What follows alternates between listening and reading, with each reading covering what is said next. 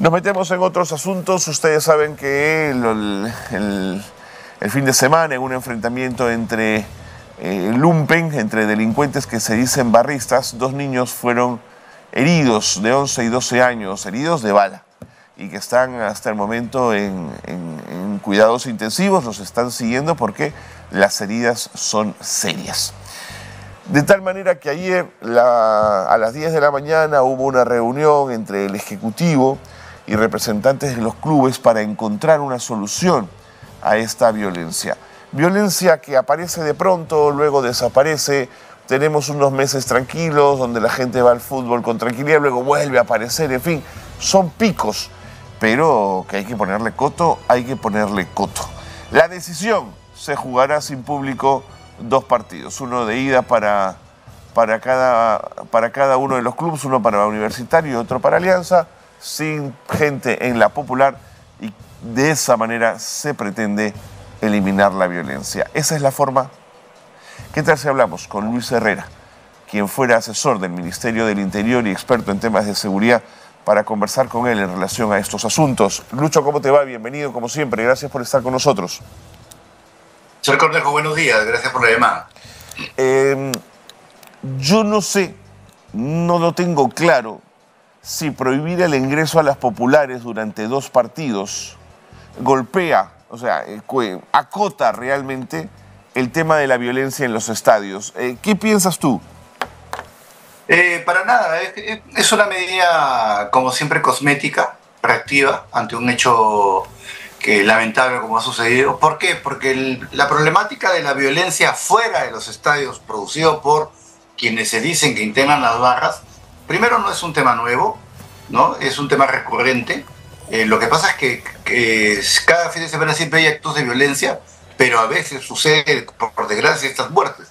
Entonces, el problema aquí es el manejo del problema público, el problema público de cómo manejamos estas violencias en estos grupos, ¿no?, que se llaman barristas o pseudo barristas y jóvenes.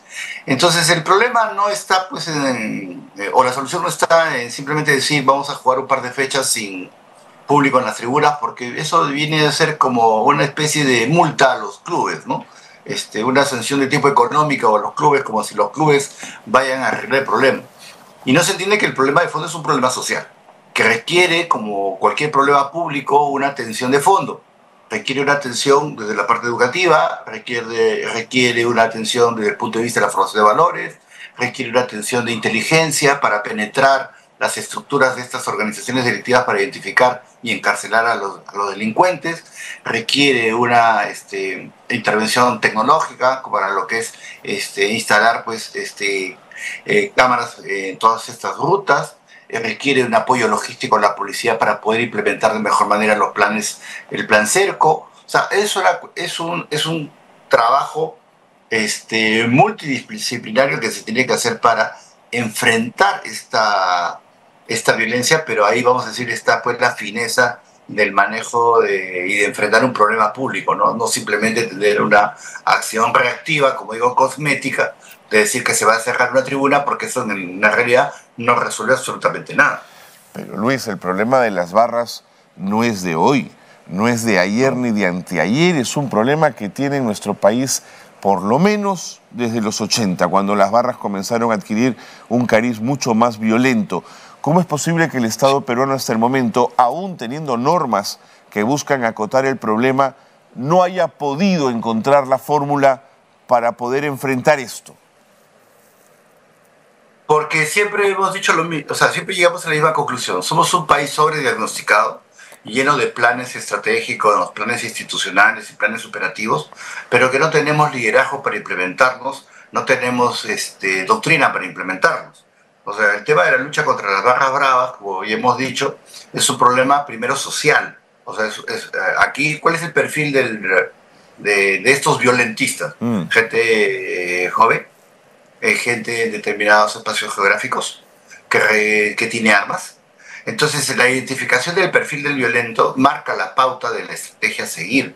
Entonces, al joven, el primer lugar donde tú tienes que intervenir para prevenir el delito es en la parte educativa, ¿no? Entonces, o sea, es un tema integral. Entonces, siempre se habla del milagro inglés con respecto Sí. al tema de la derrota en las barras bravas en Inglaterra. Pero ese es un proceso que demoró entre 10 y 15 años. O sea, fue un problema, fue un tema de abordar el problema público con acciones específicas a nivel educativo, con acciones específicas en tecnología, en acción, en investigación criminal, en el desarrollo comercial de los equipos de fútbol para volver el fútbol un deporte que atrajera inversión, y la inversión tuvo un efecto revolvente, o sea, se reinvirtió en mayor seguridad. O sea, Claro. en Inglaterra, por ejemplo, los clubes invierten en seguridad privada para reducir la necesidad de presencia policial, porque la policía también tiene que intervenir en otros problemas, ¿no? Entonces es una visión, pues, como digo, integral cuando se piensa los problemas públicos con políticas públicas y con visión de estadista. Cuando se piensa en los problemas públicos, como digo, de manera reactiva, en solucionarlos con una pastilla, no estamos resolviendo nada. Sí, yo tengo la misma sensación. Ahora, hasta dónde llega la responsabilidad de los clubes de fútbol con hechos que ocurren ya no en los alrededores del estadio, porque esto no ha ocurrido ni siquiera en los alrededores del estadio, ha ocurrido en una zona distante, pero por quienes se dicen barristas o se identifican con el club? ¿Hasta dónde llega la responsabilidad, Luis? Lo que pasa es que como es bien difícil ponerle, vamos a decir, un límite geográfico a la responsabilidad, ¿no? O sea, porque, por ejemplo, si un delincuente va y asalta un local comercial con la barra, con la camiseta de un equipo de fútbol, ¿vamos a decir que el equipo de fútbol tiene responsabilidad? No se puede decir eso. Claro. Entonces, la responsabilidad del equipo de fútbol está obviamente en la parte doctrinaria, o sea, los mensajes que le manda su barra. En segundo lugar, está en la parte logística, es decir, inventariar, listar a sus barristas, y tercer lugar, logístico interno a los estadios, ¿no? O sea, por ejemplo, la estrategia que se siguió en Inglaterra y en otros países de Europa es la numeración de cada uno de los asientos dentro del estadio para identificar. Oye, Luis Herrera está sentado en la barra en el asiento 585, ¿no? Entonces, esa es la responsabilidad de los clubes. Si me lo permites, eliminaron las tribunas de pie, todo el mundo sentado. Luego tienes un nivel societario en los clubes tan altos que casi todos los que van al fútbol ese domingo son socios y, como tú dices, tienen su asiento numerado todos los fines de semana y sabemos dónde se sientan. Pero eso, ¿por qué puede ser tan difícil de ejecutar en el Perú, Luis? Nuevamente, toda política pública requiere siempre 4 cosas: liderazgo, planes, metas y equipos para implementarlo. Entonces, si no tenemos liderazgo para conducir el tema desde el nivel alto de gobierno, porque esto no es un problema solamente del sector interior. Así es. Porque el sector interior solamente ve la parte periférica de la custodia de la actividad deportiva. Este es un tema de Estado. O sea, como digo, el problema público de la violencia de los barristas es un tema que se concatena con el problema público de la violencia en general. Sin duda. Y el tema de la violencia en general tiene como primer componente los actos de prevención. Y los actos de prevención comienzan en la escuela, comienzan en el hogar. Tiene un componente económico sin duda, también presente, claro. ¿no? Entonces, es un tema integral, y si no se hace hasta ahora es porque carecemos de ese liderazgo, carecemos de esas metas, carecemos de los planes operativos reales. Ojo, nosotros estamos llenos de planes estratégicos, ¿eh? La gran mayoría de los planes estratégicos que tenemos sirven solamente para la biblioteca, o sea, no son viables de implementarse. O sea, por ejemplo, todos los cursos de planeamiento que llevamos a nivel de funcionarios públicos, la primera discusión y comprobación que hacemos es que los planes estratégicos que hacen las instituciones son esencialmente normativos, o sea, están orientados a cumplir una metodología, pero no están orientados realmente a profundizar el análisis y a describir y proponer acciones que realmente puedan ser implementadas. ¿Y por qué, Luis? ¿Te lo has preguntado por qué?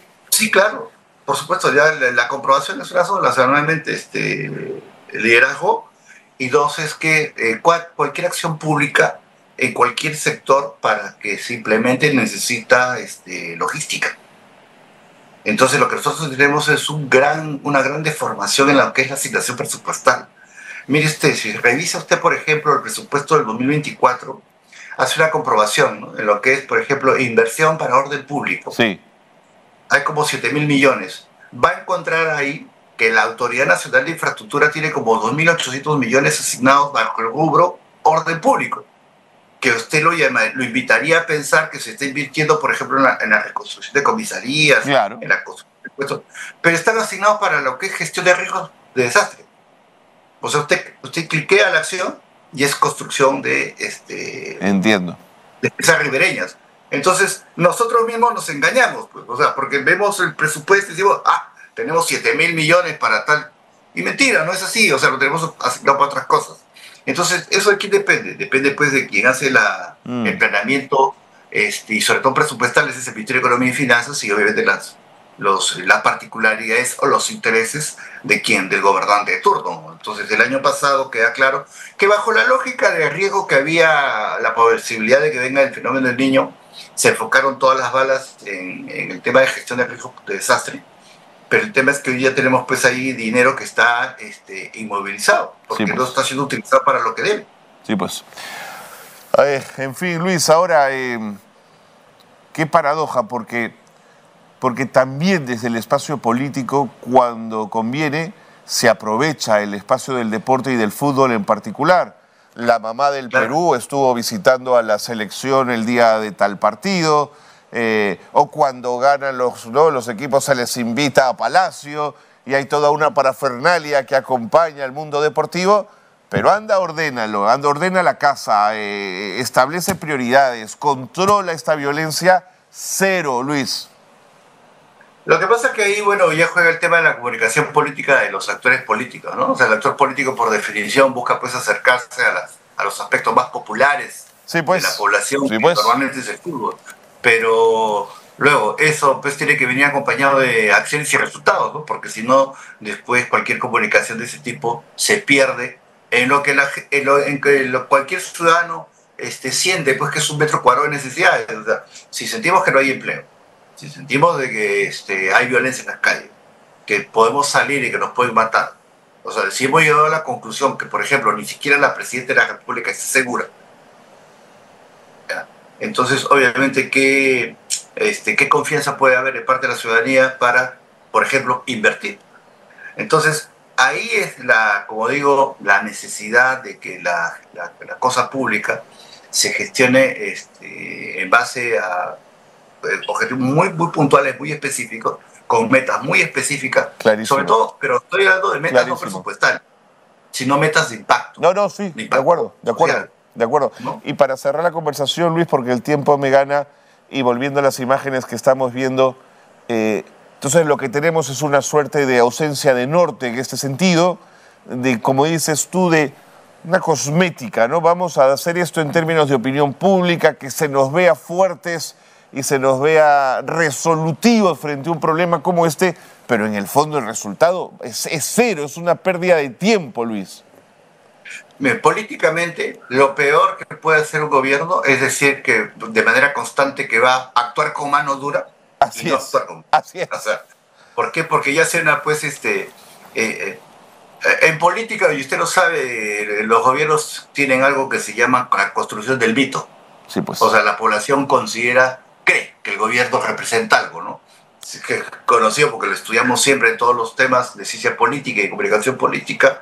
O sea, el presidente, por ejemplo, en su época, el presidente Bala tenía un mito militar, va a implementar seguridad. Sí. Su mito se cayó muy rápido por su propia... rápido. Kuczynski tenía un mito, ¿no? Allá, gringo, millonario, tecnócrata, entonces va a hacer las cosas y no va a robar. O sea, se construye un mito. Sí, pues. La pregunta es, ¿cuál es el mito del gobierno de la señora Bolaños? Muy bien. Luis, como siempre, le agradezco muchísimo que nos haya acompañado y nos haya ayudado a entender un poquito más estos temas. Un gusto. Luis Herrera, ex jefe del Gabinete de Asesores del Ministerio del Interior, ha estado con nosotros en Nativa, conversando en relación a esta absurda decisión del gobierno de Dina Boluarte y Alberto Tarola, que creen que prohibiendo por un par de fechas el ingreso a las tribunas populares van a contener la violencia que genera el fútbol. Luis lo ha dicho con claridad y esto hace tiempo se sabe, no es un problema solo de la policía. Es un problema multidisciplinario, tiene que ver con identidades, con barrios, con pobreza, con falta de oportunidades, con deportes sí, con barrios también, con competitividad también, pero cerrando la tribuna popular no se resuelve absolutamente nada. Y además por 2 fechas, no se crean que tampoco es que esto va a durar 5 años, ¿no? En fin, ahí está el asunto.